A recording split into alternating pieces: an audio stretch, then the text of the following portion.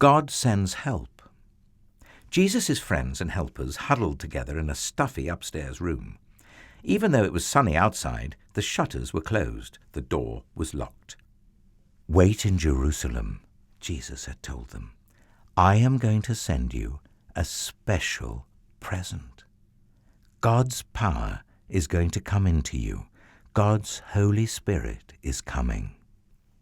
So here they were, waiting.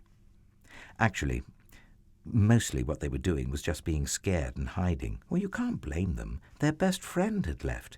The important people and leaders were after them, and Jesus had given them a job they didn't know how to do. As they waited, they were praying and remembering how, from the beginning, God had been working out his secret rescue plan. Suddenly, a strong wind filled the little room, whistling through the walls, rustling the straw on the floor, and there, on everyone's heads, shining in the gloom, were flickering flames, fire that didn't hurt or burn, and something more. Inside, in their hearts, they felt a strange heat, almost as if all the coldness and hardness were melting away, as if their broken hearts were mending, and God was giving them brand new hearts, hearts that could work properly. How it happened, they didn't know.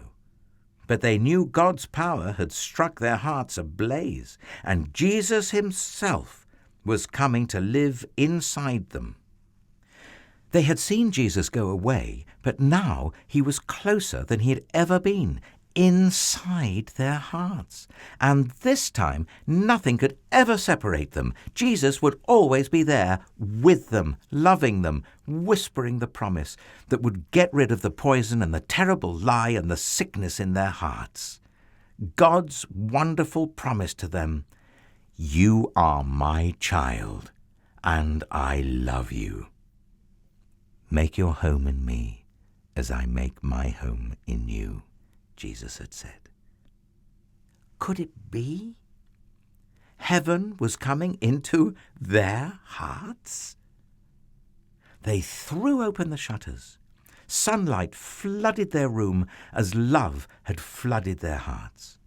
And the little room was filled with happy noises, dancing feet, singing, laughing. They unlocked the door and surged out into the streets as if they had never been afraid. Peter spoke in a loud voice so everyone could hear. "Jesus died for you," he said, "because he loves you. But God made him alive again. He has rescued you." People stopped and listened. The words sank down deep into their hearts and worked like a medicine that makes you well, like the antidote to deadly poison, like a kiss that wakes you from a deep sleep. "Stop running away from God," Peter said. "Run to him instead, so he can love you and make you free." And Peter told them the wonderful story of God's love. God's never stopping, never giving up, unbreaking, always and forever love. How Jesus had come. All that had happened. There were lots of people from faraway countries in Jerusalem. They couldn't speak the same language, but as they listened to Peter, everyone could understand what he was saying in their own languages. Many people believed and became Jesus' new friends and helpers. And the wonderful news of Jesus spread like sparks from a fire to villages, towns, cities. Every day, more and more people believed. And so it was that the family of God's children, his special people, grew. One man was watching.